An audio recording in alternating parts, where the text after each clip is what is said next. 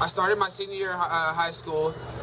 Perfect, normal senior year. Everybody had. We all had fun. My senior year of basketball, my dad found out that he had to have another hip replacement, and well, we were all just thinking, oh, okay, it's fine. He had already had one. It's another one. Whatever. We'll get through it. A couple months of rehab.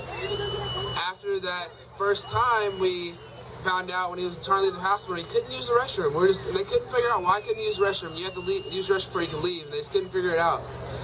And it was when they did the first full body X-ray. They found that he had cancer in the small intestine, large intestine, and stomach. And they thought it might be a tumor. We thought it was like, we thought it was cancer. So a month went by and we sat out there and we were just like, maybe we'll just pray about it. We just prayed about it, thinking it would be over.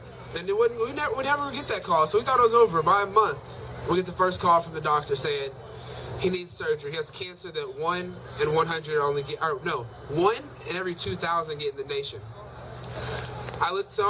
We cried and we had those moments and we just thought it was just we can get through. We thought it was something. We were just crying and thought it was just something easy. When we found out that I think the passing rate was like 10%. Only 10% made it through surgery, but most of those are older, so we thought we could make it. So we went and met with different doctors for the first couple months and thought we found the perfect one. He's a top in his surgeon, top in his field. And it was when he had the surgery, he thought it was good. He told us 2 weeks in the hospital. That 2 weeks went by. Dad still wasn't able to keep any food down. We thought, okay, 3 weeks went by. 3 weeks went by, nothing was able. Dad's sitting there, he lost 30, 35 pounds. He's getting smaller and smaller. Every time we thought, okay, this is gonna get easier. If people had the same surgery, it would be all right. My dad's best friend's mom got in the hospital with him. She had a brain tumor, brain aneurysm. But she got out, had the surgery. It was like, okay, it'll be fine. A week later, she passes. So I'm like, we still have hope, Dad. We can still get through this. My dad's he's not ready to talk in. He's just up there just like, son, I don't know. He's getting scared. My dad never cries. Knowing him, I never see this man cry in my life, besides at funerals. Seeing a grown man that I called father cry and say, son, I'm scared. And seeing him tell my mom, I'm scared. I don't know what I'm gonna go through. So we got to 2 months. We're thinking, what's going on? My senior activities are happening. My best friends and their parents are all taking senior pictures together. I'm in the hospital with my dad every day. I had many people say it's gonna be okay, but no one understood how I felt to live in a house by yourself and go home every night thinking your family's gonna be there, they're not there.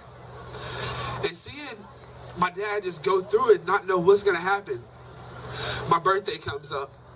Me and my dad every birthday have spent together, and just having to go to the hospital and see your dad sit there in a chair and have a cupcake, and he couldn't even eat any cupcake because he couldn't keep it down. And seeing your dad sit there and just be like, happy birthday, son, but barely can get the words out because he's so weak. It was one of the hardest things I ever to do. And it kept going after that. We just went over. So after that, we kept going through it. And we had the biggest scare ever. After basketball practice, in 2 months, I went over there to the hospital to see him like I do every day. I get to his room and his whole nursing staff is outside saying, he didn't tell you? They didn't tell you? I walk in the room, he's not there. I was like, Dad. I'm sitting there crying, like, Dad, where are you?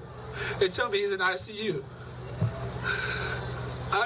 I've never ran up 6 flights of stairs so fast to ICU just to see a man that I didn't know was gonna, like, if he was gonna make it or not. They said, let's keep him overnight and watch him. It took us 3 weeks after that. He got home finally, but still in a tube.